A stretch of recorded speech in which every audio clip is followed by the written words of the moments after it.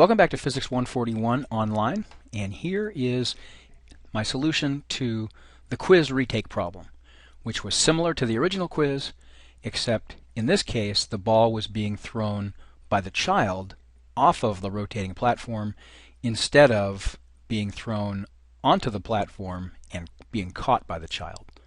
And of course the masses and radial distances were a little bit different as well. So clearly this problem, if we just want to go through the problem-solving stages that we've been trying to follow, this problem involves a conservation of angular momentum. So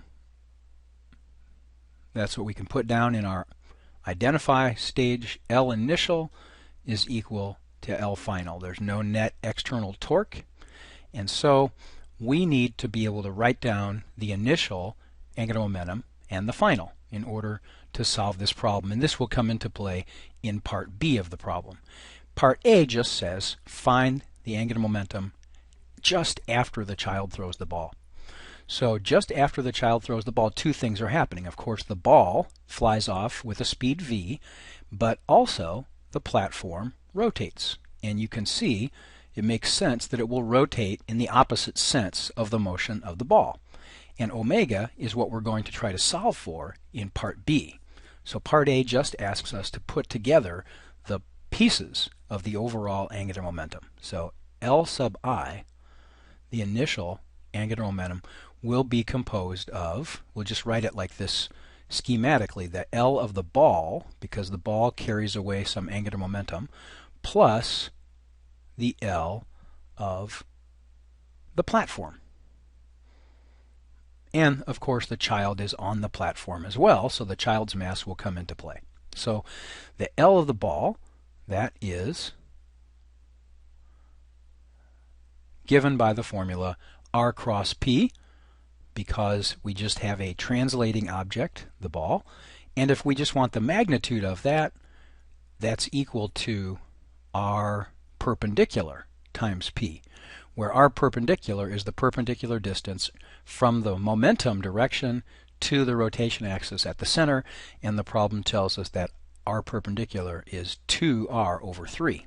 So the mass of the ball, of course, is m over 10, and so P is mv, R perpendicular P, so this is equal to m over 10 times v, and then the R perpendicular is 2R over 3. So just to simplify it a little bit, we can see that that's going to be m v r over 15. And so that is the contribution of the ball. The direction, if we want to draw in the r vector, we can see the p vector is along the direction of the ball. The r vector would point from the rotation axis to the initial location of the ball right there. Whoops, nope, that's r. That's the r vector. So r cross p is into the board, into the page, and we could simplify that by just defining into the page as negative k and out of the page as positive k. So we'll say the k hat is out of the page, and so then we can use that in writing down the directions. So we said this was into the page, so it's in the negative k hat direction. Negative k hat. So that's the contribution of the ball. Now the platform, since it's just a purely rotating object, there's no translation as it moves around, then the L, I'll just abbreviate it platform, L platform, that will be the total moment of inertia, which will be the platform plus the child who's on it, times omega. And omega, we get the direction of that by curling the fingers of the right hand around the direction of rotation, and the thumb points out of the board. So omega is going to be in the positive k hat direction, and so that will be reflected in our expression for the angular momentum of the platform. So let's just move over here to finish this off. We're still doing part A. So L platform is the I total, and now we've got the I of the platform itself, 1/2. Now its mass, be careful here, is 6m in the problem, times r squared. So we're still using the formula 1/2 mr squared, but the mass of the platform is 6m, plus now the mass of the child. The child has mass m, right, in the problem here, at a distance 2r over 3 away from the rotation axis, and so that has to be squared. So all the terms here, these two terms, give us the total moment of inertia. Now we multiply by omega, right? We know that that's in the k-hat direction here, and we can simplify what's in the parentheses a little bit. This actually is 3m r squared, the first term is, plus, here we're going to have 4m r squared over 9, and the sum of these two guys multiplies omega in the k-hat direction. And just to express that as a single fraction, we can see that that's going to be, I believe, 31/9, because 3 is 27 over 9, so that's going to be 31 mr squared times omega over 9 in the k-hat direction. So what I can do then, and I'll write it up here under A, is write down the net result. L is, well, we've got negative mvr over 15 k-hat plus 31 mr squared omega over 9 k-hat. Now that's what we will call L final. It's the L just after the ball has been thrown off of the platform. And what was L initial? This problem here doesn't ask for it, but of course L initial is 0, because initially the platform's not moving, the ball's being held by the child, nothing's moving at all, and so the initial angular momentum is 0.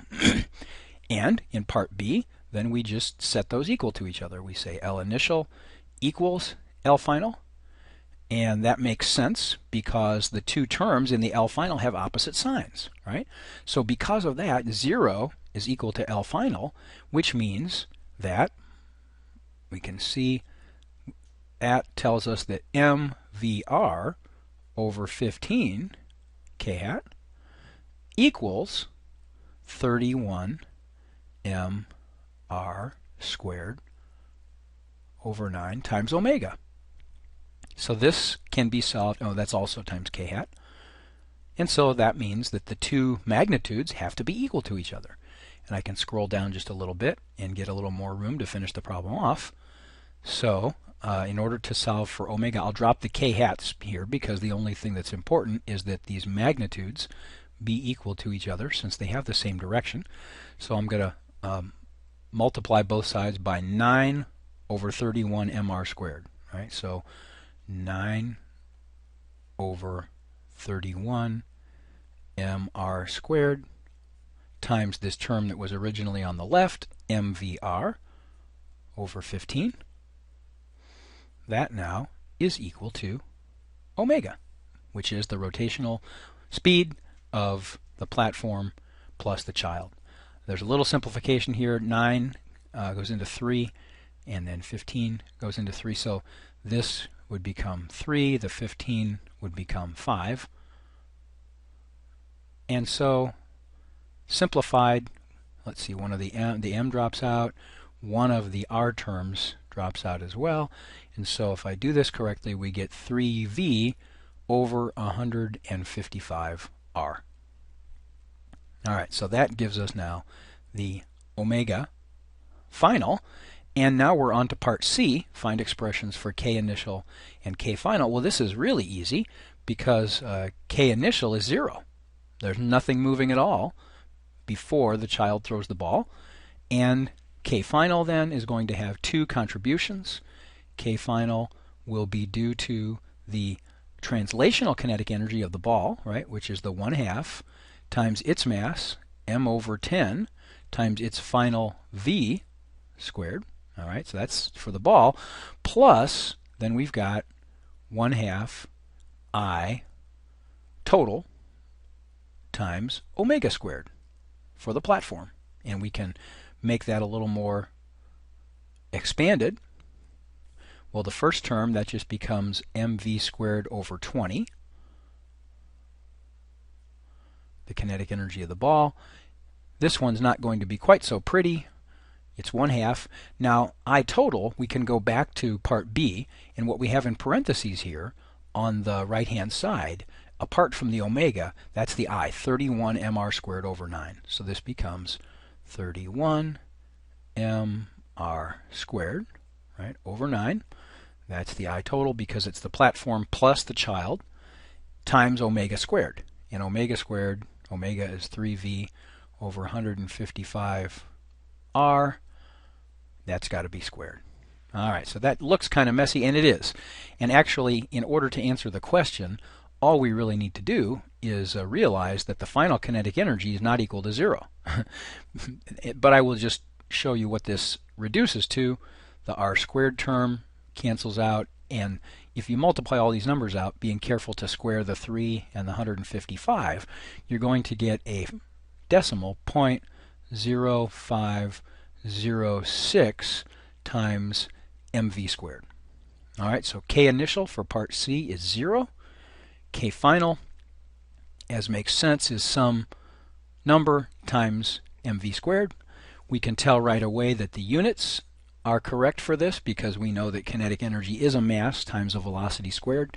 We can do the same thing with omega because we know that v is equal to a radial distance times omega, and so the units check out for that answer as well. And again, this may seem strange. How is it that there's somehow energy created in this process? But of course there is, right? The child throws the ball, and initially nothing's moving, so the child uses force, which then does work on the ball to get the ball to accelerate and to reach its final speed. So there's work being done in that process, and the work done by the child, in fact, in throwing the ball, is the difference between the final and the initial kinetic energy. The problem doesn't ask for that, but that is how you would get it. So hopefully this helps you understand a little bit better how to do conservation of angular momentum problems, and it would be good to practice doing something like this again as you prepare for the exam. So I'll see you on Wednesday.